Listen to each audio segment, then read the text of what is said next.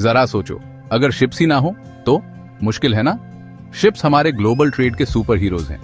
ये दूर दूर के ओशंस के पार खाने से लेकर कपड़ों और गाड़ियों तक सब कुछ ले जाते हैं। लेकिन इनका सफर सिर्फ समुद्र में तैरने तक ही सीमित नहीं है। शिप की जिंदगी का एक बहुत इंपॉर्टेंट पार्ट होता है डॉकिंग, यानी इन बड़े बड़े जहाजों को सेफली पोर्ट में लाना। मानो किसी बड़े ट्रक को पार्क करना, लेकिन इसमें रिस्क बहुत ज्यादा होता है। डॉकिंग से शिप्स अपना सामान अनलोड करते हैं, नया सामान लोड करते हैं और अपनी मेहनती क्रू को आराम करने का मौका देते हैं। बिना एफिशिएंट डॉकिंग के ग्लोबल ट्रेड रुक जाएगा, सामान अपनी मंजिल तक नहीं पहुंचेगा और इकोनॉमीज को नुकसान होगा। इसलिए डॉकिंग प्रोसेस को समझना बहुत जरूरी है। जैसे ही शिप जमीन के पास आता है, सफर और भी नाजुक हो जाता है।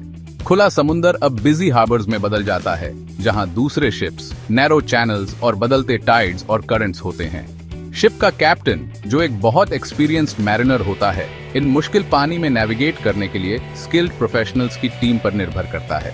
वो लोकेशन पता करने और सेफ रूट बनाने के लिए रेडर और जीपीएस जैसे सोफिस्टिकेटेड नेविगेशन सिस्टम्स यूज करते हैं। लेकिन टेक्नोलॉजी बस कहानी का एक हिस्सा है।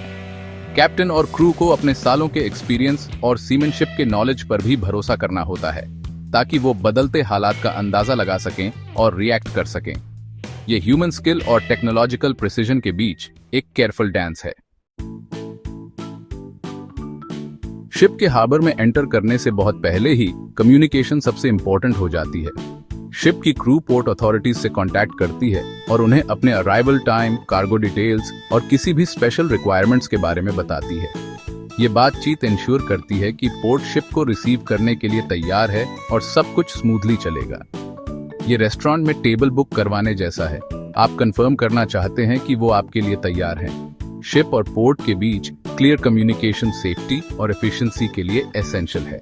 ये मिसअंडरस्टैंडिंग्स और डिलेज से बचाता है और डॉकिंग प्रोसेस के दौरान सबको इन्फॉर्म्ड रखता है। जैसे ही शिप डॉक के करीब आता है, एक नया कैरेक्टर एंटर करता है, हार्बर पायलट। ये लोकल एक्सपर्ट होता है, जिसे हार्बर के लेआउट, टाइड्स, करंट्स और किसी भी पोटेंशियल हैजर्ड्स की पूरी जानकारी होती है। पायलट शिप पर चढ़ता है और कैप्टन के साथ मिलकर शिप को उसके बर्थ में सेफली गाइड करता है। मानो कोई जानकार दोस्त आपको क्राउडेड पार्किंग लॉट में बेस्ट पार्किंग स्पॉट दिखा रहा हो। पायलट का रोल क्रूशल है, खासकर जब बड़े शिप्स को कन्फाइंड स्पेसेस में मैन्यूवर करना हो। उनकी एक्सपर्टीज शिप, क्रू और आसपास के पोर्ट इंफ्रास्ट्रक्चर की सेफ्टी इंश्योर करती है। सेक्शन 5, टग बोट्स, तंग जगहों में मददगार। आप सोच रहे होंगे कि इतने बड़े शिप्स, जो कभी कभी फुटबॉल फील्ड से भी लंबे होते हैं, उन्हें टाइट स्पेसेस में इतनी प्रिसीजन से कैसे मैन्यूवर किया जाता है। इसका जवाब है टग बोट्स की पावर। ये छोटे लेकिन ताकतवर जहाज डॉकिंग के अनसंग हीरोज होते हैं। ये पावरफुल मसल्स की तरह काम करते हैं और सरप्राइजिंग स्ट्रेंथ और कंट्रोल के साथ शिप को नर्ज और पुल करके पोजीशन में लाते हैं। टग बोट कैप्टन शिप्स क्रू और हार्बर पायलट के साथ मिलकर काम करने में हाईली स्किल्ड होते हैं। वो कॉन्स्टेंटली कम्युनिकेट करते हैं और अपने मूवमेंट्स को कोऑर्डिनेट करते हैं, ताकि शिप सेफली और एफिशिएंटली डॉक हो सके। सेक्शन 6, रस्सियों से बांधना, जहाज को सुरक्षित करना। जैसे ही शिप केयरफुली अपने बर्थ में आ जाता है, उसे डॉक से फर्मली सिक्योर करने का टाइम आ जाता है। यहाँ शिप्स क्रू एक्शन में आती है और क्विकली और एफिशिएंटली काम करती है। मोटी रोप्स, जिन्हें मोरिंग लाइंस कहते हैं, शिप से जमीन पर डॉक वर्कर्स की तरफ फेंकी जाती है। ये लाइंस जायंट एंकर्स की तरह काम करती हैं और शिप को डॉक से मूव होने या ड्रिफ्ट अवे होने से रोकती है। क्रू डेक पर हैवी मशीनरी यूज करके लाइंस को टाइटन करती है, ताकि शिप स्ट्रॉन्ग विंड्स या करंट्स में भी सिक्योरली अपनी जगह पर रहे। ये अपने शू लेसेस बांधने जैसा है, लेकिन मच लार्जर और मोर क्रिटिकल स्केल पर। सेक्शन 7, फेंडर्स, जहाज को नुकसान से बचाना।